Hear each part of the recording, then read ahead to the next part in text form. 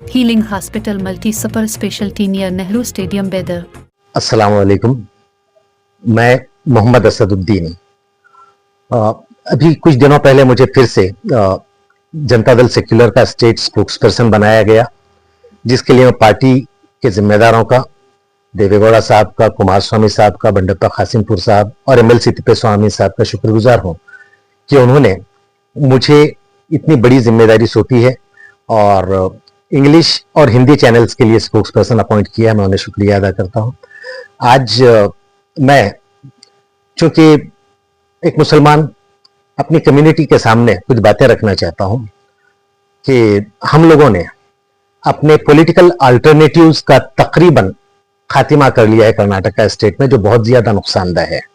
जब तक हम अपने पॉलिटिकल अल्टरनेटिव्स को जिंदा रखते हैं तब तक हमारी वोट की अहमियत है। जब अल्टरनेटिव्स खत्म हो जाते हैं तो उसके बाद न हमारी कोई अहमियत बाकी रहती है और न ही हमारी वोट की। अब उसका नतीजा ये निकलता है कि जब भी उनको मौका मिले कांग्रेसी लीडर्स को, वो हमें बेइज्जत करते हैं।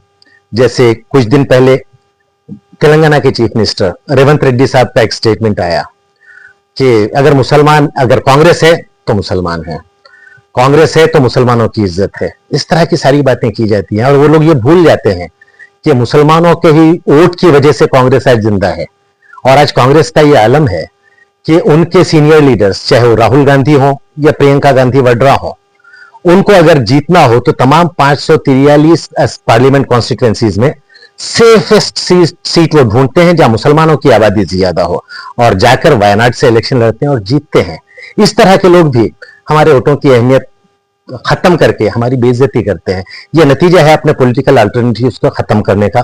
यह नतीजा है हमारे पॉलिटिकल अल्टरनेटिव्स को खत्म करने का कि हमारा 2B का रिजर्वेशन आज तक रिस्टोर नहीं किया गया, जो हमारा हक था, जिसे जनता दल सेक्युलर ने मुसलमानों के लिए रिजर्वेशन दिया था।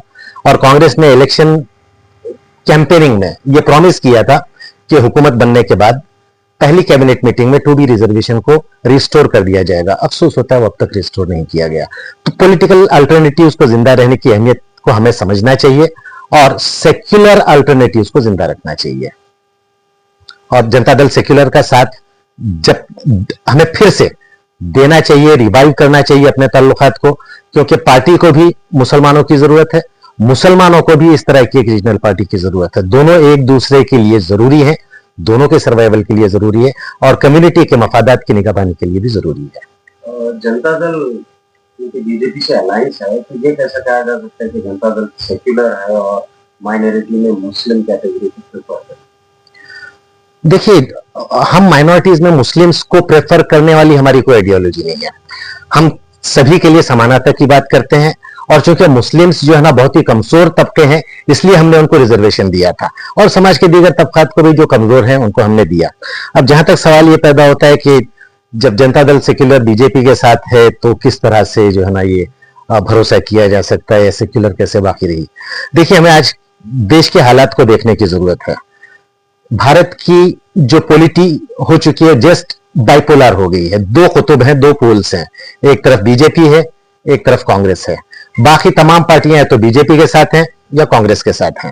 अब अगर हमारा अजम्पशन, आपके सवाल से ये मुझे लगता है कि अजम्पशन ये है कि कांग्रेस सेक्युलर, हमें दो में से एक पोल की तरफ जाना ही है, हर रीजनल पार्टी को जाना है। कांग्रेस सेक्युलर है, बीजेपी कम्युनल है, ये हमारी गलतफहमी है।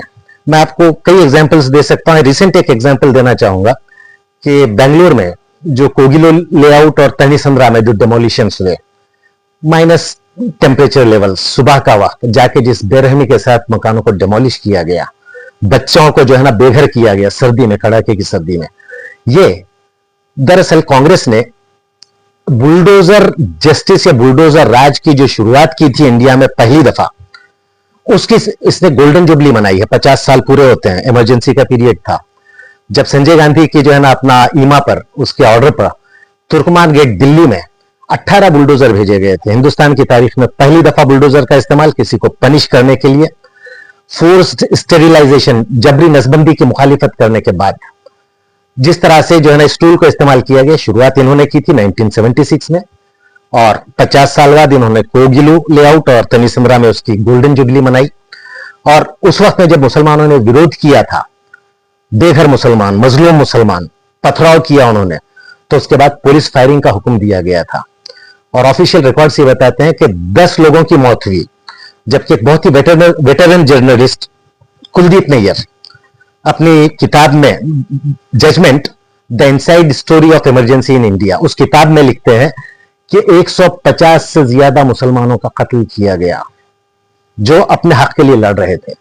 तो ये लोग भी जो है ना अपना सेक्युलर नहीं है, बीजेपी की जो आइडियोलॉजी है वो तो है, लेकिन हम अलायंस में है तो हम अपनी आइडियोलॉजी पे चलते हैं, बीजेपी अपनी आइडियोलॉजी पे चल रही है। हमने आइडियोलॉजिकल कहीं कोई कॉम्प्रोमाइज नहीं किया, और इस बाइपोलर पॉलिटिक्स में हमें किसी एक तरफ जाना था।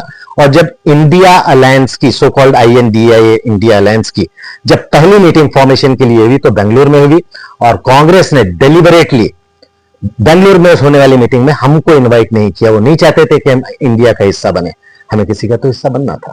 तो बात यह है कि कांग्रेस क्या करी, क्या हुआ, हर आदमी जीवन आज के दौर में पार्लियामेंट में भी ये बात डिस्कशन हो रहा है कि 70 साल पहले क्या हुआ जी। क्यों हर पॉलिटिशियन, हर लीडर आप पास्ट को ही प्रेजेंट में ला रहे हैं? पास्ट को मत लाइए, प्रेजेंट क्या चल रहा है वो बताइए। प्रेजेंट की हालत ये है, प्रेजेंट की हालत ये है कि मुस्लिम माइनॉरिटी में बहुत सारे और भी धर्म आते हैं, जैन मेजर पार्ट मुस्लिम है। तो मुस्लिम का पूरे आप अगर ग्राफ देखो तो इंडिया में हर जगह मुस्लिम को कमजोर समझा जा रहा है और उनके ऊपर जुल्म हो रहा है कहीं ना कहीं, किसी ना किसी वजह से। और इस वक्त जब आपका इंटरव्यू कर रहा है, ये बाइक कर तब भी कहीं ना कहीं कुछ हो रहा होगा, हो रहा होगा। तो ये हादसे हमको सुनने में आते, तब इस पे कोई आवाज नहीं आ रही। और जनता दल सेक्युलर आपकी जो पार्टी है वो अभी तक कोई मुस्लिम मुद्दों की ना नेशनल लेवल पे ना स्टेट लेवल पे कोई ऐसी नहीं थी। और जनता दल ने आज तक, मैं आपको याद दिला दूं, मेराजुद्दीन पटेल जी उनके बाद सिर्फ और सिर्फ CM इब्राहिम साहब के चांस मिला, उसके बाद सिर्फ गौड़ा फैमिली भी उसके ऊपर हावी थी। तो क्यों वो उसको जो है पार्टी को ये नहीं करते, क्यों उसको बिल्कुल माइंडेड रखा हुआ है कि गौड़ा फैमिली उसके ऊपर राज करेंगे और बाकी के लोग जो है वो उनके डायरेक्शन पे चलेंगे? क्या ऐसी कोई इंडिपेंडेंसी की पार्टी दे रही है, या जनता दल ब्रैकेट एस जो है वो बरकरार है, या सिर्फ ये भी हो है? देखिए, सवाल काफी लंबा था, बल्कि सवाल में कई सवाल थे। हम एक एक सवाल पे आते हैं जितने मेरे अब जहन में रह गए हैं।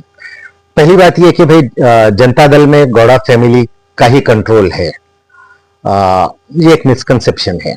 आप किसी भी रीजनल पार्टी को देख लीजिए, वो वहां पर किसी एक फैमिली का डोमिनेशन है, और इन लोगों ने अपने आप को मुसल्लत नहीं किया है, आवाम ने इन्हें इलेक्ट किया है।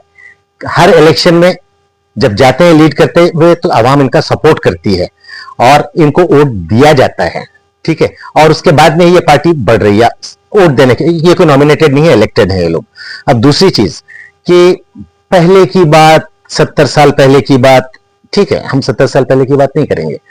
मैंने बात इसलिए की थी क्योंकि किसी भी पार्टी का पास्ट उसके फ्यूचर की तरफ इंडिकेशन कर देता है कि इनका मिजाज ये है, इनका सोच ये है, तो ये पहले वो थे, कल क्या करेंगे अंदाजा लगाया जा सकता है। अब हम लेटेस्ट डेवलपमेंट्स पे आ जाते हैं। अभी मैंने कुछ देर पहले डेमोलिशंस की बात की, कोगिलो लेआउट और तनीसंद्रा की।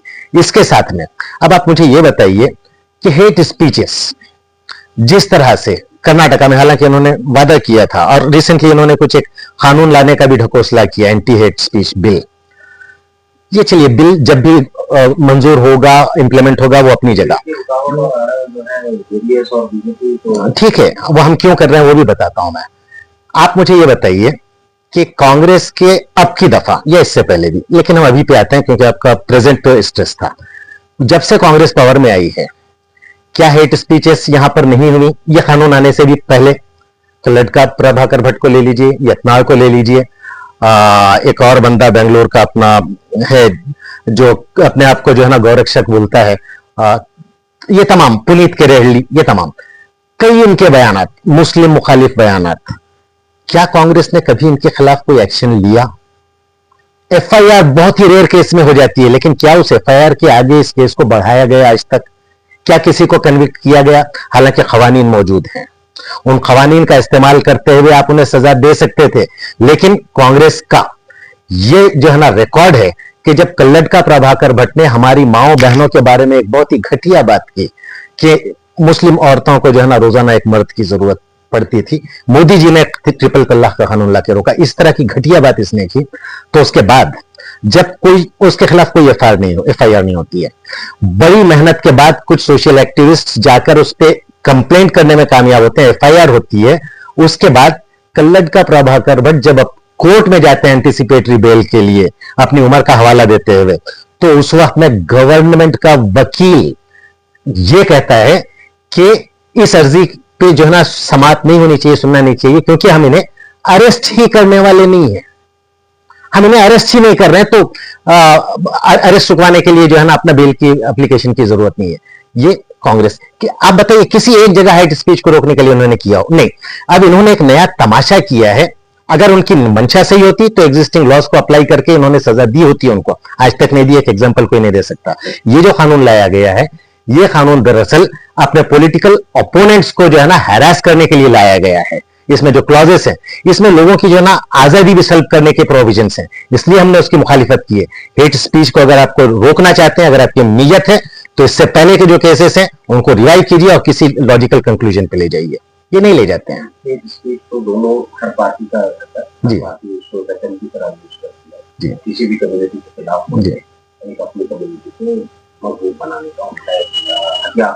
जी सर बात यह है कि आप जो जनता दल सेक्युलर है, जनता दल सेक्युलरिज्म उसका बचा हुआ है आफ्टर अलायंस बरकरार है, क्योंकि आइडियोलॉजी बीजेपी से टोटल अलग है जो कि मुस्लिम के अगेंस्ट है जी, और जनता दल की आइडियोलॉजी, जनता दल सेक्युलर की आइडियोलॉजी है, और अब की प्रेजेंट जनता दल सेक्युलर है, कितना?